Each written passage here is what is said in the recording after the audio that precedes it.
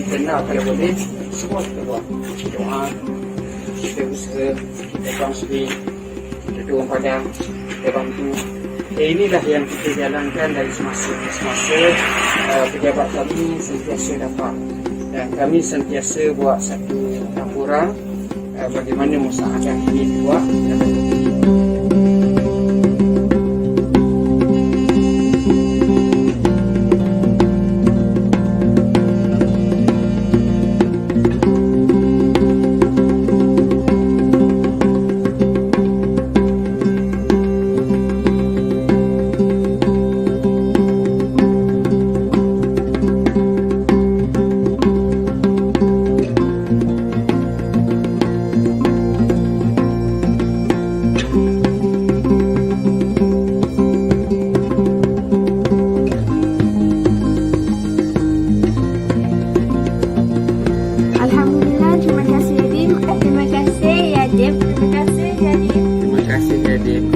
YADIM. Alhamdulillah, terima kasih YADIM atas musyawarah internet 3.0.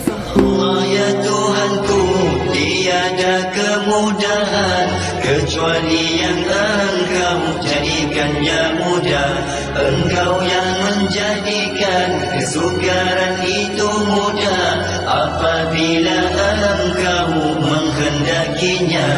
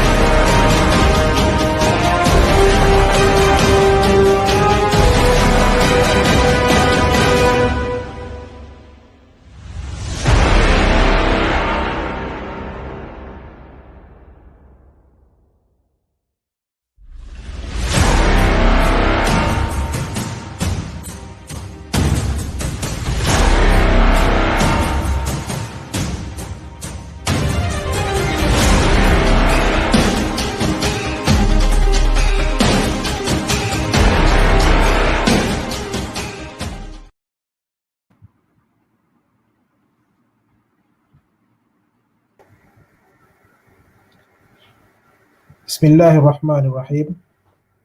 Nahmaduhu wa nusalli wa nusallim ala habibil karim. Assalamualaikum warahmatullahi ta'ala wabarakatuh. My dear respected brothers and sisters, first and foremost, let us all express our highest gratitude to Allah subhanahu wa ta'ala for enabling us to live and appreciate the countless nikmat that He have bestowed upon us.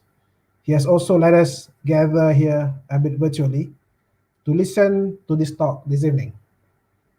My name is Azmi Abdul Latif, and I'll be moderating this 1-hour session on behalf of Yayasan Dakwah Islamiyah Malaysia or YADIM. I would like to welcome you, brothers and sisters, to this talk entitled Al-Aqsa is a Symbol of Islamic Unity.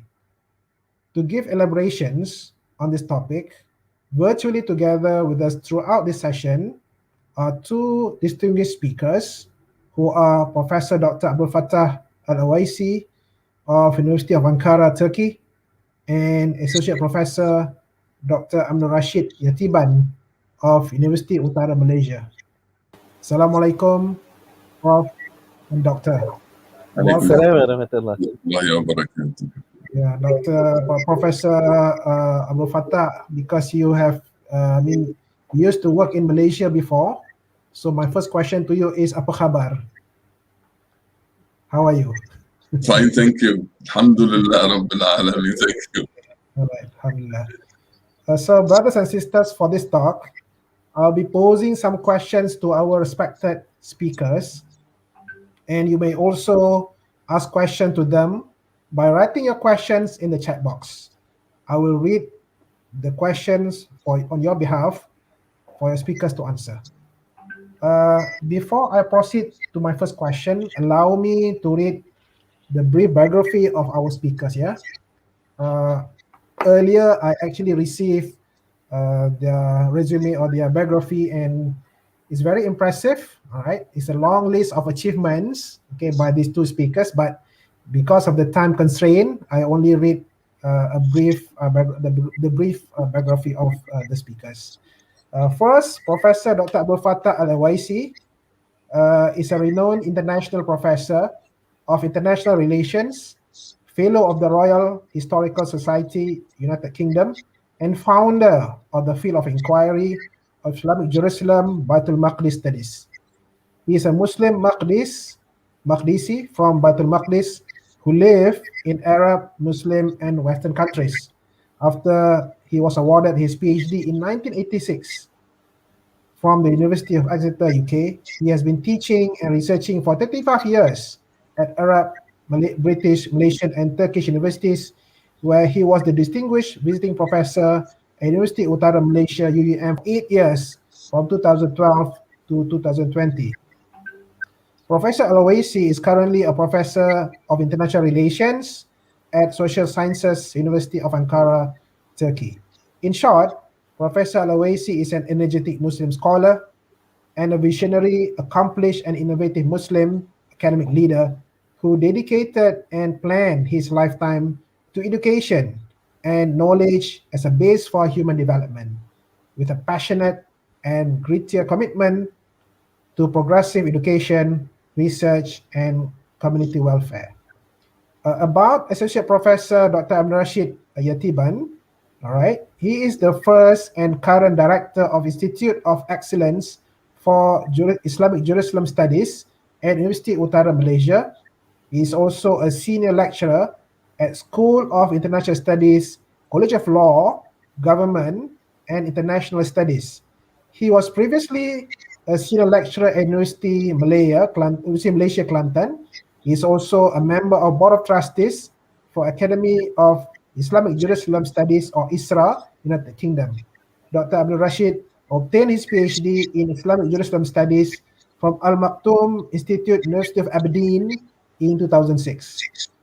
He's also obtained his master with distinction from the same university in 2003. He was earlier graduated from Al-Azhar University, Cairo, in Islamic jurisprudence in Sharia. Dr. Aminurrasyyid is active in giving motivational and religious talks nationally and internationally. He appears frequently in TV channels such as TV 9, Al-Hijrah TV, Astro Awani, IKIM.FM Radio, and Radio Television Malaysia RTM as panelists to discuss religious, academic, socio-political, and international issues. After reading your, both of your biography, I noticed that, both of you involved in the studies called Islamic Jerusalem. Frankly speaking, this is the first time, right, I came across this word. So perhaps my first question to Professor Al-Awaisi, what is meant by Islamic Jerusalem? And I noticed that the word Islamic and Jerusalem, it comes together. Is there any significance to it, instead of being two separated words? Thank you, Dr. Azmi. Bismillah ar-Rahman ar-Rahim. Alhamdulillah, wa salatu wassalamu ala Rasulillah wa ala alihi wa sahbihi wa man walah. Rabbi shrah li sadri wa yassir li amri wa ahlul 'uqdatam min lisani yafqahu qawli. Thank you for this first question to start this discussion. Yes, Islamic Jerusalem is one word. It's not two separate words, Islamic and Jerusalem. There is a long discussion how we reach to this new terminology. in English language. We have terminology in Arabic, Malaysian, Indonesian, Turkish languages, but in English speaking, this is a new terminology. It's like the terminology of intifada, which started in Oxford Dictionary as a result of the first intifada in 1987 in the Holy Land. So it's a new terminology in English, in English language, to create. Why we have invented this terminology is to create the action for the liberation of this Holy Land. So the aim for putting it like this, as one word, not two separate ways, is to create the action. Unfortunately, Muslims for 100 years, intellectually, they have been reacting to the Orientalists and to the Israelis and to the Western scholarship. We, by creating this terminology, we are trying to create the action for the liberation of this Holy Land, to achieve, by doing this, to, number one, to revive the Islamic concept founded by the Prophet Muhammad sallallahu alayhi wasallam, which is Baytul Maqdis. So number one, how to create the action is to revive the prophetic terminology, the terminology and the concept which has been founded by Rasulullah sallallahu alayhi wasallam. And secondly is to reclaim the identity of this holy land. Unfortunately, in the last 100 years, what I label as the intellectual Nakba, we are talking of the occupation of the Holy Land. This is the occupation of the part of the Nakba, the Nakba of the occupation of the land. But we have the intellectual Nakba, which is the occupation of the Muslim mind, where we have been reacting, unfortunately, for 100 years, and a lot of Islamic terminology and a lot of Islamic concept either forgotten or no one mentioning or dealing with them. And unfortunately, we have, during this 100 years, we have replaced this Islamic terminology by nationalist terminology. Even, for example, when we talk about Palestine, which border of Palestine? Who decided about the border of current Palestine? These are, unfortunately, a question which is not, this is not the time to raise these things. So this is number one. Number two, concept is the echo of, terminology is the echo of the concept. And it is the foundation stone to build images, and visions. And also it is the starting point to start the preparation, the intellectual preparation for action, and also for establishing the identity of any nation. And my last point here, if we go back, we don't need to invent the wheel. I said we need to revive this concept founded by Rasulullah sallallahu alayhi wasallam, because the name of the region at the time of the Prophet sallallahu alayhi wasallam was Elia. So the Prophet, coming with a new vision of this holy land, gave it this name, Baytul Maqdis, which we translated as Islamic Jerusalem. So part of his strategic planning for the liberation of Baytul Maqdis after Al-Isra wal-Mi'raj, by the way, his strategic plan is based into three preparation: the intellectual preparation, the political preparation, and the military preparation. So the foundation stone or the first step for the intellectual preparation was for this new terminology, Baytul Maqdis. So it became a prophetic terminology called Baytul Maqdis. We have a Quranic terminology called Al-Ard al-Muqaddasa, and we have another terminology called Al-Ard al-Mubaraka. So we have two Quranic terminology. One is Al-Ard al-Mubaraka, which not include only the Holy Land, but include Egypt and Bilad al-Sham. Bilad al-Sham, unfortunately, now is divided into 4 countries: Syria, Lebanon, Jordan, and Palestine. So this is Al-Ard al-Mubaraka. But part of Al-Ard al-Mubaraka is Al-Ard al-Muqaddasa. So both Al-Ard al-Mubaraka and Al-Ard al-Muqaddasa is Quranic terminology. So the Prophet sallallahu alaihi wasallam came with his prophetic terminology, which was not used. I have spent so many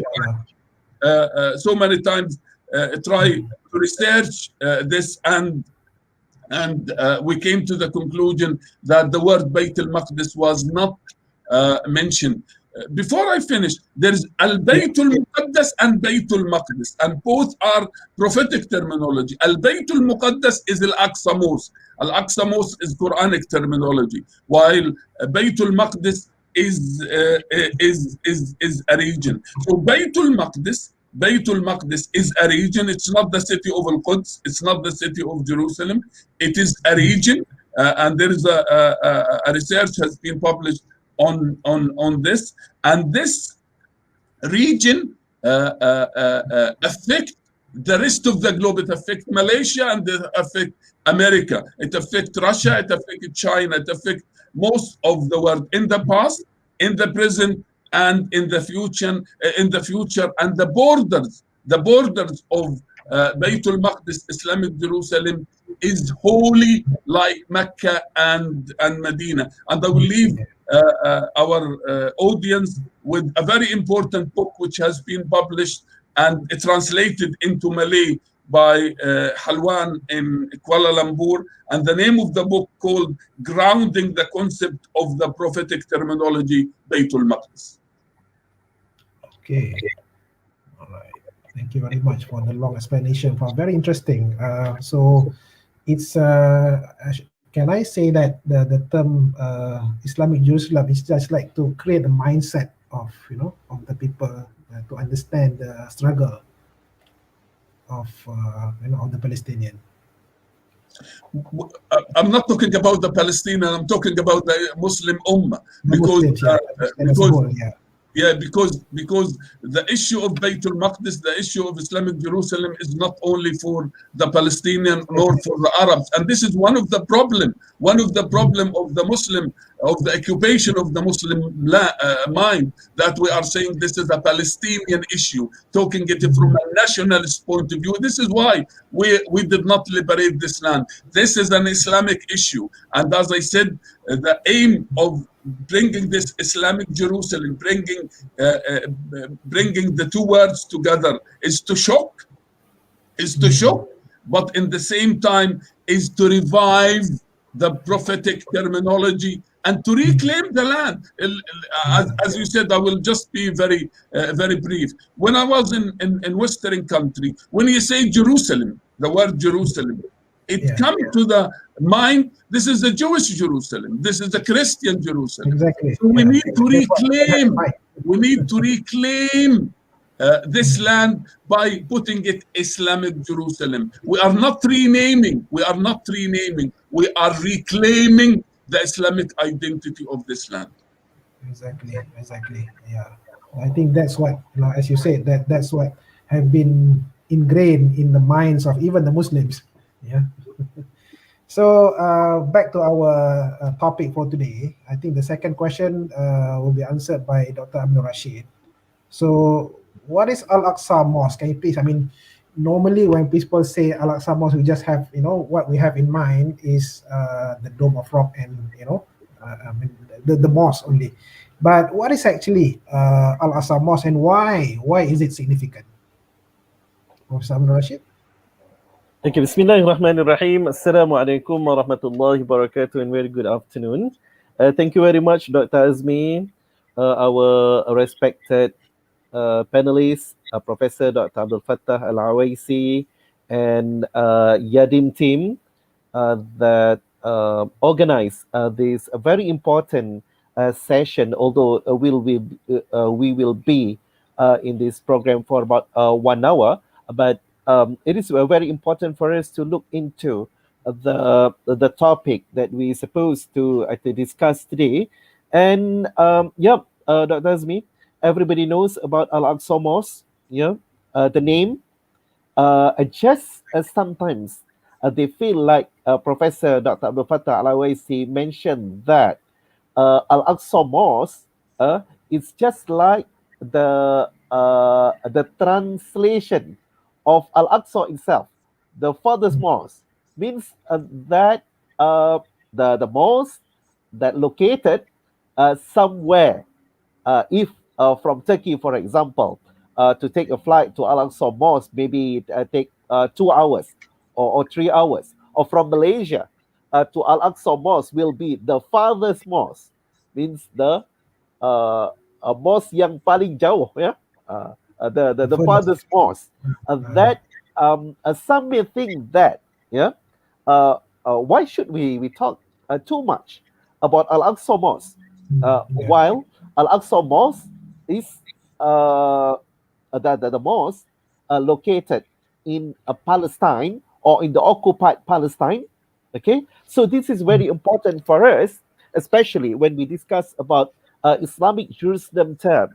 If Islamic Jerusalem term relate to Baitul Maqdis, the prophetic terminology that have been established for basically for quite a while, that people knows about Baitul Maqdis or Islamic Jerusalem as an English term, has been explained by Professor Abdul Fattah just now.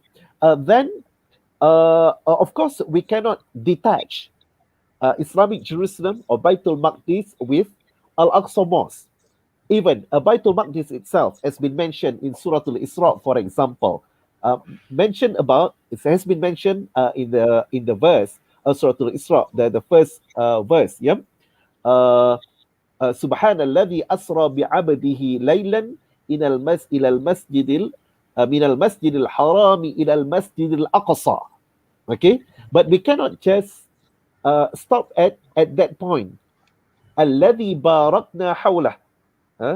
Explain to us that that is the significance of Al-Aqsa Mosque, or there is also the significance of the land surrounding Al-Aqsa Mosque. Okay, so let us look into Al-Aqsa Mosque first.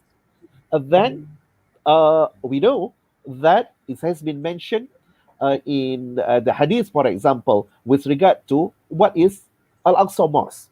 What's the significance of Al-Aqsa Mosque to us, especially for the Muslims? Okay, so Al-Aqsa Mosque I can simplify into 4 main points. The first one is the second mosque. The second mosque that been established, that been built by the first prophet, Prophet Adam. Okay, so the first mosque was Al-Masjid Al-Haram or Al-Kaabah, and the second mosque was Al-Aqsa. And this very important to be emphasized, since the first creation, the first human on earth, the first prophet, since Nabi Adam alayhi salam, the history started, the significance started to the Muslims. Yes, we believe that Nabi Adam is a Muslim prophet. So that's why it has been and was culminated during the night journey and ascension of our Prophet Muhammad sallallahu alaihi wasallam, when our Prophet Muhammad sallallahu alaihi wasallam led the prayers, led whom? Led the all the prophets since the Prophet Adam alaihi salam, and he was the first to build the first mosque, Al-Masjid Al-Haram, and the second mosque, Al-Masjid Al-Aqsa. What can we understand from that?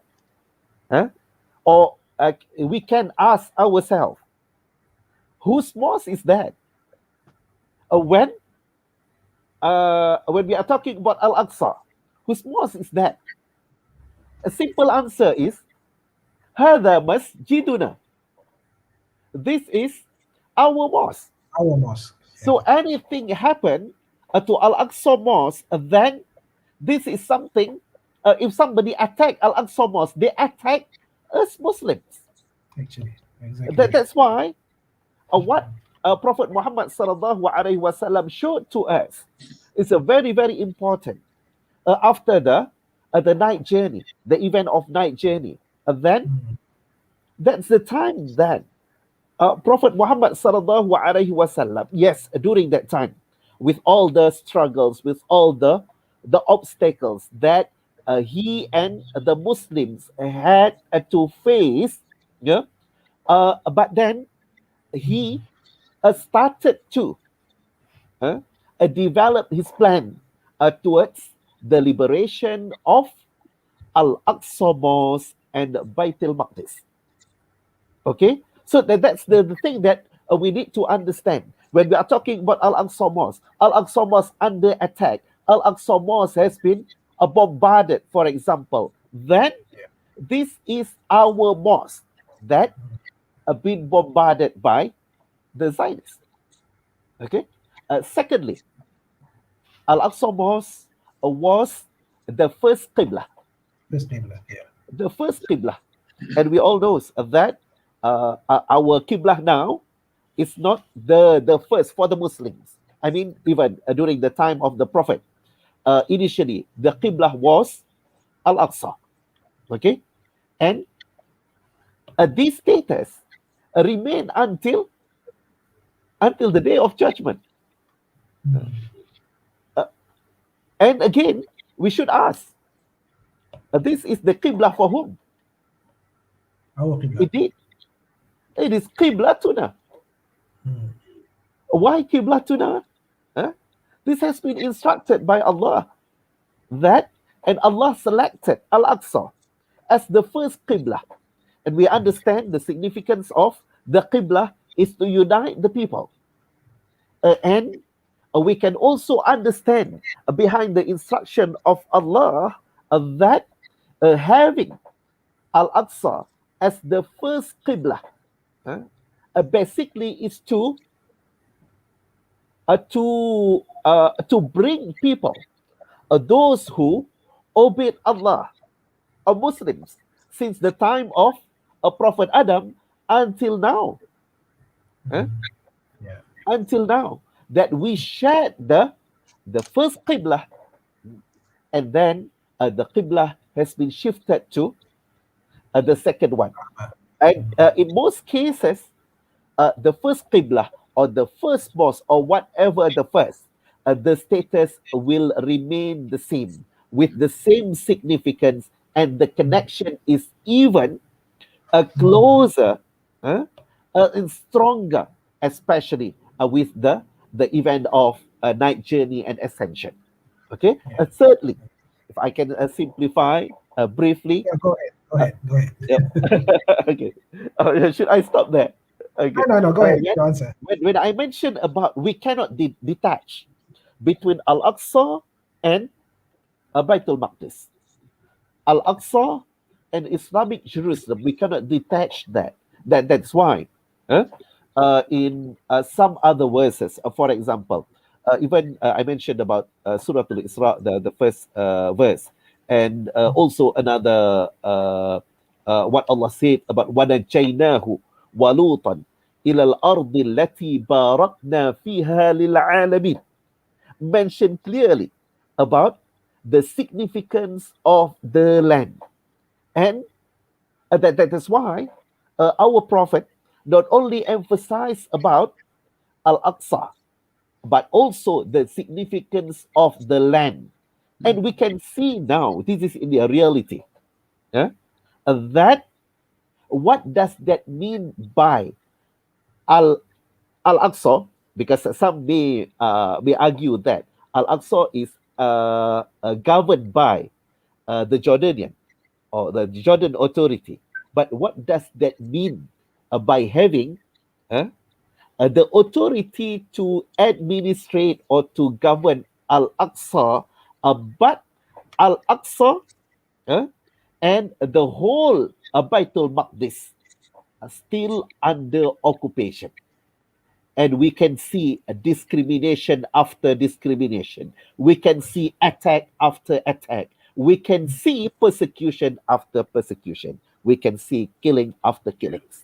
That's why when we understand that it is very important to liberate Al-Aqsa, then we also need to understand that we need to liberate Baitul Maqdis or Islamic Jerusalem as a whole. And the last point is about what has been asked by Sayyidatina Maimunah when she asked the Prophet Muhammad sallallahu alaihi wasallam, "Aftina fi Baitul Maqdis," give us a kind of fatwa with regard to Baitul Maqdis. And the Prophet Muhammad sallallahu alaihi wasallam, this is a long hadith, but then the first reply from the Prophet is Ardul Mahshar wal Manshar, or kama qala sallallahu alaihi wasallam, that we can translate Ardul Mahshar, the land of a congregation or the land of gathering in the day of judgment, and Ardul Manshar, the land of resurrection. Kindly correct me if I'm maybe translated wrongly, but this is Ardul Mahshar wal Manshar. Yeah. What's the significance there? Again, about the land, that our connection not only relates to Al-Aqsa Baitul Maqdis during our time of dunya, but also this is related to until the day of judgment. Ila yawmil akhirah. Ila yawmil akhir. So that this clearly mentioned how significant it is to our aqidah, from the first, the second mosque, the first qibla, and Ardul Mahshar wal Manshar. That's why this understanding encourage people like Salahuddin Al-Ayyubi with a full determination that this is the responsibility of the Muslim Ummah to liberate Baitul Maqdis. And before that, of course, to unite the South and towards the liberation of Baitul Maqdis. Wallahu a'lam. Perhaps you can comment on your second point, as Al-Aqsa as our first Qibla. This can be clearly seen if we go for Umrah or Hajj and we visit the Qiblatain Mosque, right? So we can see, the direction, where Muslim used to, the direction of the Qibla, the first one, and then the second one, right? So this can be seen in the Qiblatain Mosque, right? Yeah, and then we can never change history. I mean, that is something part of the history. The next question will be to Prof. Awaisi. So, Prof, can you explain how Al-Aqsa should be upheld as a symbol of Islamic unity?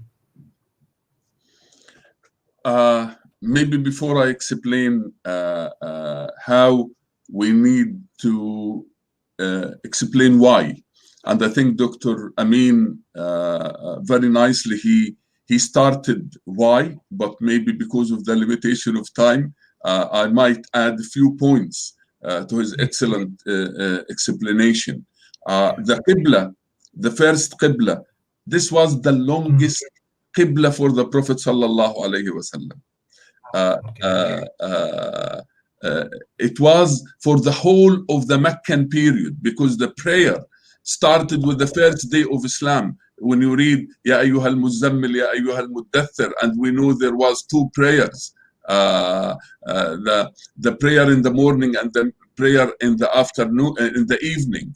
So the prayer was not what came after Al-Isra wal-Mi'raj was the 5 daily prayer. So Rasulullah sallallahu alaihi wasallam, from the first day of receiving this deen, his qibla was towards Bayt al-Maqdis, towards al-Masjid al-Aqsa al-Mubarak. So in Mecca, it was 13 years. And then 16 to 17 months in Medina. So it was, in total, it was 14 years and a half, which is the longest of his direction when it was changed to Mecca al-Mukarramah. So it was the first Qibla. That is very significant. And I would like to use this as an evidence that this is an Islamic issue. This is, to answer, this is not a Palestinian issue. We do a crime when we say this is a Palestinian issue or a Palestine issue. This is an Islamic issue. And the first Qibla was one evidence to support that this is an Islamic issue. It is more than an Islamic issue. I think Dr. Amin just touched very briefly. Let me elaborate here a little bit more. It is an Aqidah issue for the Muslim. It is an Aqidah issue for the Muslim. When your direction is a unity for Muslims. When the longest period the Prophet ﷺ directed his prayer was towards Al-Masjid Al-Aqsa. That's number one. Number two, read the Quran revealed in Mecca. One third of the Quran is related to Bayt al-Maqdis and to Masjid al-Aqsa. And it was revealed, most of the verses revealed in Mecca regarding Bayt al-Maqdis was revealed in Mecca. And we know that the Meccan Quran is related to establishment of the Aqidah. So the mentioning of Bayt al-Maqdis and the Masjid al-Aqsa was revealed in Mecca. It was part of establishing the Aqidah on the heart of the Muslim. Thirdly, it is the will of the Rasulullah sallallahu alayhi wasallam. It is the will of Rasulullah sallallahu alayhi wasallam. Rasulullah, when he was dying, he was advising the Muslim to take care of three things. He talked about women, he talked about women, he talked about salat, and he talked about the completion of the mission of Usama ibn Zayd. Usama ibn Zayd was part of the military preparation of Rasulullah sallallahu alaihi wasallam. In earlier I mentioned that the liberation of Bayt al-Maqdis was based on three foundations. So the military, Rasulullah sallallahu alaihi wasallam was saying, you must Muslims send the mission of Usama to liberate Bayt al-Maqdis. Fourthly, it is the amana of Umar ibn al-Khattab radiyallahu anhu. Because yes, Rasulullah started the liberation of the planning for the liberation of Bayt al-Maqdis, but Umar was who was fulfill the Fattah of Bayt al-Maqdis. So it is the amana of Umar ibn al-Khattab radiyallahu anhu, and the amana also of all of Salah ad-Din, and before him of Imad ad-Din and Nur ad-Din, etc. Fourthly, or fifthly, geopolitically, for the Muslims, not for the Muslims, for the globe. Anyone rule Bayt al-Maqdis, control the rest of the globe. Anyone rule Bayt al-Maqdis, occupied Bayt al-Maqdis, he will have an influential rule globally. So for the Muslims, if they would like to unite and to have a say in the future, they must work very hard for the liberation of Bayt al-Maqdis. Another point, it is the thermometer. Al-Masjid al-Aqsa is the thermometer for the Ummah. If we need to see if the Ummah is strong, look at Bayt al-Maqdis. If it is under occupation, this means the whole of the Muslim country is under occupation. If Al-Masjid Al-Aqsa is under occupation, Malaysia is under occupation. Malaysia cannot fulfill its strength when Bayt al-Maqdis and Al-Masjid Al-Aqsa is under occupation. When Bayt al-Maqdis is free, when Al-Masjid Al-Aqsa is free, the Muslims will be very strong, very strong. Look at the time of Umar, look at the time of Salah ad-Din. The last point of why, then I will come of how Bayt al-Maqdis need all the Muslims. and the Muslims need Baytul Maqdis. That is very important. Sometimes people will be asking, sorry, before come to how, some people will be asking, well, if we say it's an Islamic issue, what's about the non-Muslim? Where is the role of the non-Muslim? Yeah, there is two answers very shortly on this. Regarding the non-Muslim, we can present it as the occupation is unjust to any nation.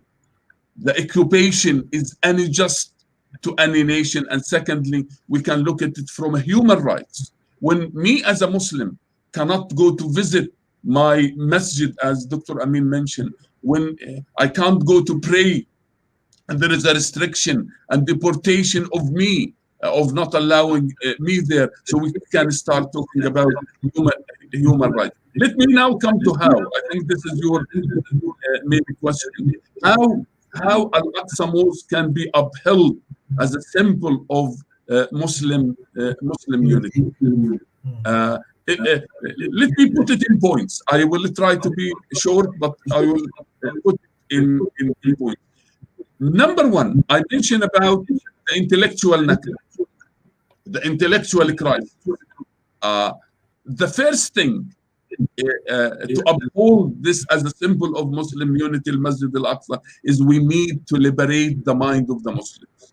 That's number one. We need to liberate the Muslim mind. How we can liberate the Muslim mind? Through ilm and ma'rifah, through understanding and realization, through understanding and realization. The ilm we need, not for the sake of ilm. We need the ilm who lead us to understanding, and understanding is the third methodological steps which will lead to action. Also, we don't need to know for the sake of knowing. We need to know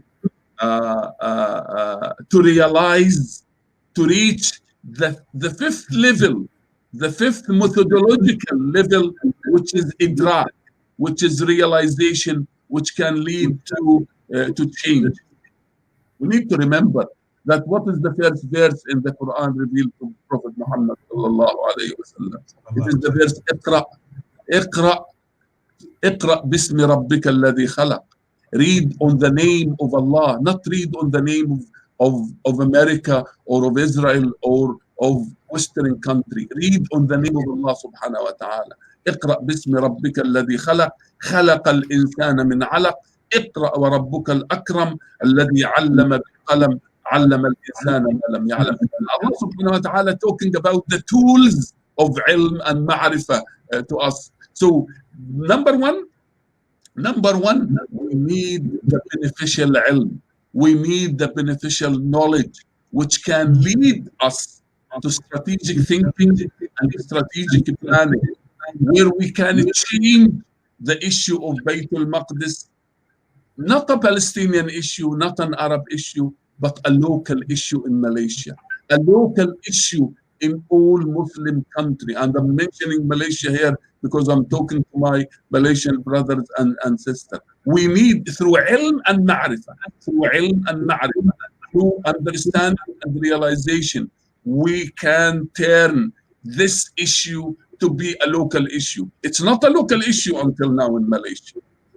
Malaysian and other Muslim, they support their brothers in Palestine. We don't need this. We need now to move to make the issue of Al-Masjid Al-Aqsa, like what Dr. Amin, it is Masjiduna, it is our mosque, it is Qiblatuna, it is our direction, our first direction of a prayer. So we need to turn this out. We need to turn this to be a local issue in Malaysia for politician, for intellectual, for the lay individual on the street. And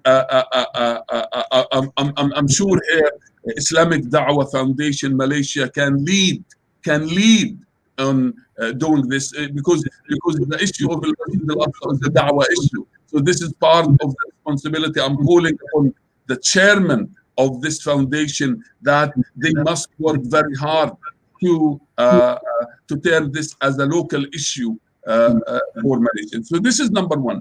Number two, we need a collaboration between knowledge and power.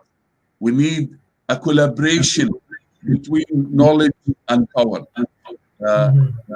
And let me share with you the statement made by Salah when he liberated Al-Masjid Al-Aqsa. I'm quoting him.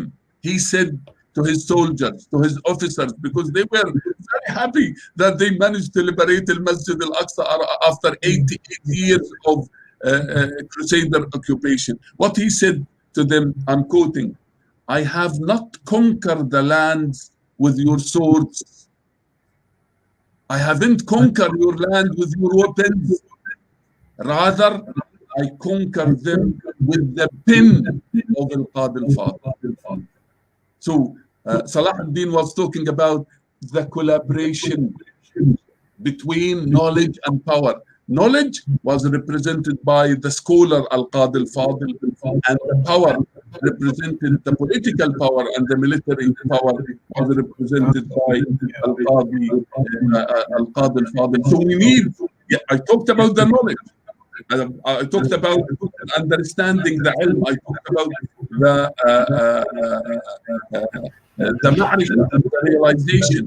But ilm and ma'rifah without working very closely with the authority, and I mean here political authority, military authority, any authority here cannot achieve its goals. And as I'm talking to my brothers and sisters in Malaysia, Malaysia can be on the lead. Malaysia can be on the lead. I know Malaysia quite well. You have an excellent educational infrastructure. You have an excellent educational infrastructure at the university level and at the school levels. And also I think you just noticed that the word Islamic Jerusalem at the beginning, and we have a team of scholars. We have been working on this field for 30 years and more, and we have an international team of scholars who are specialized on Islamic Jerusalem studies and on Baytul Maqdis studies. Half of them, nearly half of them are Malaysian. We have invested very heavily in the last 20 years in Malaysia. So this is another reason why Malaysia can be on the lead. And I'm calling my brothers and sisters who are influential to take the lead on this, because your question is very important and very critical. How we can uphold Al-Aqsa Mosque as a symbol of Muslim unity. My last point, if you allow me, on this, Malaysia, the whole of the Muslim country, and particularly Malaysia, must, I'm not using should, I'm trying not to be diplomatic here, because this is an issue of Al-Aqsa, must criminalize any Malaysian visiting Al-Aqsa Mosque when it is under occupation. The Malaysian government must criminalize any Malaysian visiting Al-Aqsa Mosque when it is under occupation. Why? For two reasons. Why is that? Number one, this is against the advice and the guidance of Rasulullah sallallahu alayhi wa sallam. Al-Masjid Al-Aqsa at the time of Rasulullah was under occupation, and several of Sahaba came to the Prophet asking to go to visit Al-Aqsa Mosque, including Al-Arqam ibn Abi Al-Arqam. When Umar ibn al-Khattab became a Muslim, he came to him, Rasulullah, to go to visit and to pray in Al-Aqsa Mosque, and Rasulullah refused, and he said, pray here in Mecca. So when it is under occupation, you don't go to pray in Al-Aqsa Mosque, you start the preparation for the liberation of Al-Aqsa Mosque. Al-Aqsa Mosque don't need Malaysian to visit. Al-Aqsa Mosque is waiting for the Malaysian and for the rest of the Muslim to come for the liberation. This is number one, why the government in Malaysia must criminalize anyone visiting Al-Aqsa Mosque. Secondly, it is against the national the national security of Malaysia. It is against the national security of Malaysia. So in short, I'm trying to combine several reasons. If you allow me just to say it in briefly, Al-Aqsa, how Al-Aqsa Mosque should be upheld as a symbol of Muslim unity. Number one is through ilm and ma'rifah, and number two, through collaboration between knowledge and power. Number thirdly, to criminalize anyone visiting Al-Aqsa Mosque from Malaysia to visit Al-Aqsa Mosque. All right. Okay. That is, the Prof just highlighted to us, what are the things, or the strategy that, we need to do in order to uphold Al-Aqsa as a symbol of Islamic unity. Thank you very much, Prof, for your lengthy explanation. Dr. Aminurrasyyid, this quite I'm quite reluctant actually to ask this question, but since both of you are distinguished speakers, so there are two political parties, in Palestine. They each have different approach in dealing with the Zionists. Do you think these differences has made it difficult for Palestinians to regain their rights? How do you think this rivalry should be concluded, and so that there will be united Palestinians to fight against the atrocities and reclaim the Holy Land? Okay, the floor is yours. Thank you very much, Dr. Azmi, for the question. As I will try to answer that briefly, okay, but hopefully concise and precise. Okay, so that of course it is difficult when you have the same enemy, but then you are separated, you are split to fight against one enemy, but it will be even more difficult when you try to fight against the enemy, but suddenly the other parties work with the enemy. So this is challenging. Unfortunately the open secret.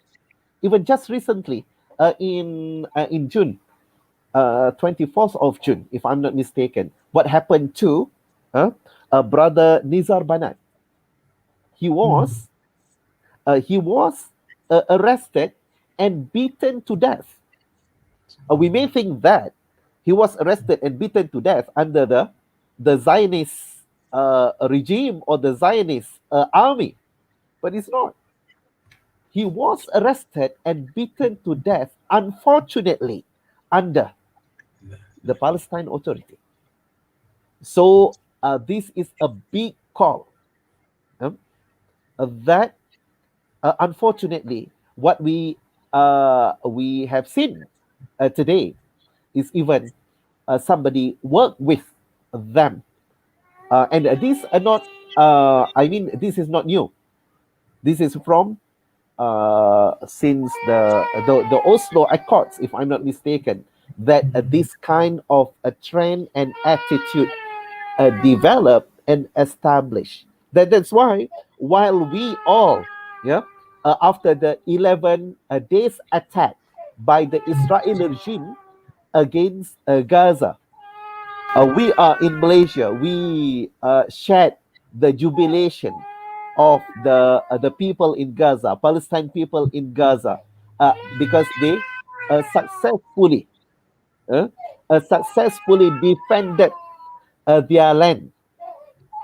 Have we ever seen any kind of congratulations from the other side, or from the Palestine Authority towards the Gaza people after the 11 days war?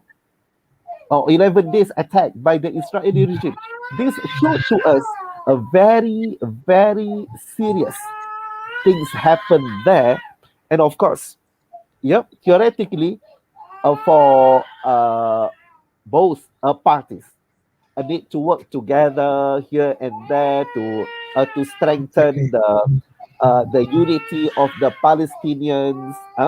By the way, history teach us that they need to return to first, of course, to liberate Al-Aqsa, to liberate Baitul Maqdis, then they need to return to the Islamic framework with the right vision, with the right mission, the right attitude, and of course, not to deviate from the Islamic framework towards the liberation of Baitul Maqdis. My second point, of course, they need to not only they, but when we are talking about Al-Aqsa as the symbol of Islamic unity, it's not only them, but we need to unite and work together towards the liberation of Baitul Maqdis, towards the liberation of Al-Aqsa. While we are talking about the Palestinians, why they contradict each other, couldn't work together, let us look into even us Malaysians. Do we I give a simple example that we currently face in facing the challenge of the pandemic. It's not easy to unite the people. But unfortunately, I will not say the majority, but significant numbers keep on blaming here and there, keep on protesting here and there.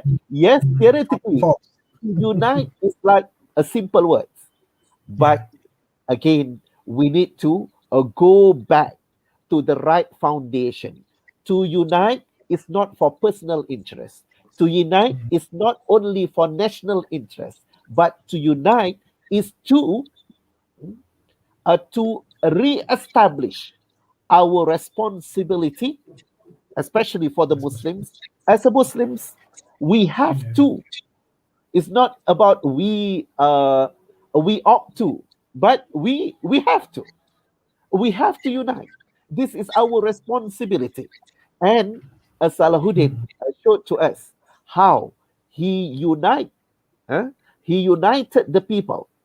And Salahuddin is not an Arab, but he united the people, Arab people in Syria and Muslim people in Egypt, and with the support from the Muslims from the whole area during that time.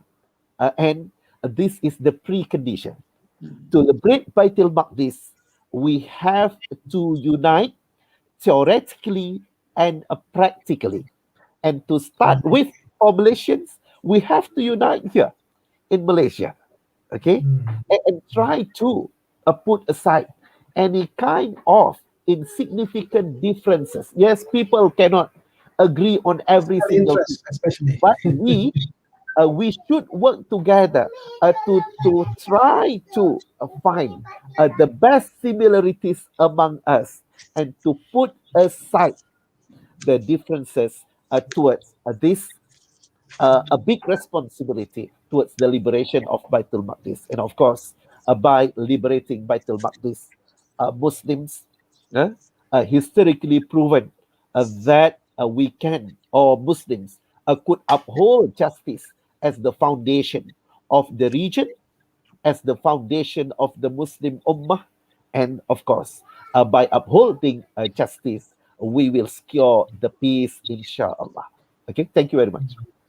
So we need to put aside all this, personal interests, political interests, in order for us to unite. Am I right, Doctor?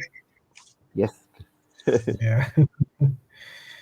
Yeah. I think what we can conclude is that it's very important for us to go back to the foundation, to the real teaching of Islam, that has been laid by our Prophet, that has been stipulated by Allah subhanahu wa ta'ala in the Quran. I mean, that if we can all go back to the real teaching of Islam, the foundation, then we all can unite, and then we can become strong again, and rule the world again.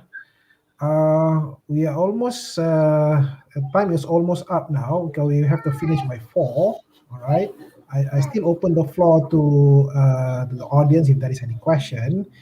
By the way, before I forget, I need to emphasize here that Professor Dr. Fattah Al-Awaisi, all right,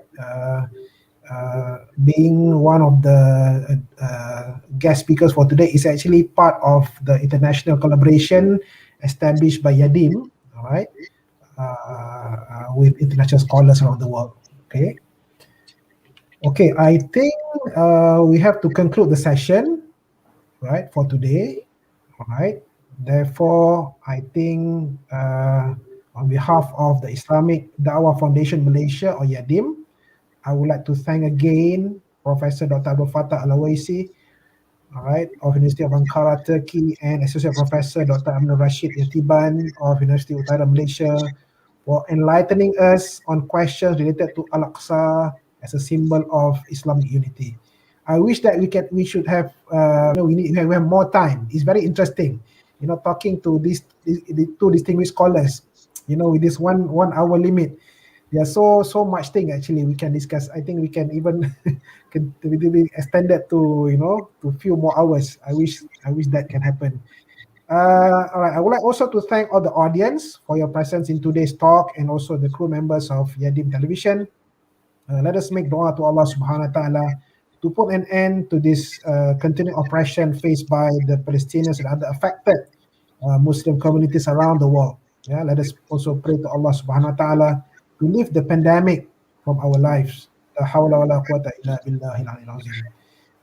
With that, let us urgent this program by the recitation of the Tasbih Kifarah and Surah Al-Asr.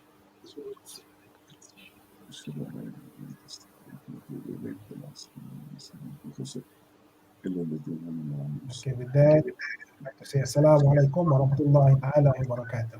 Waalaikumsalam warahmatullahi, and thank you very much. Thank you, Doctor. Hope to see you again. Inshallah.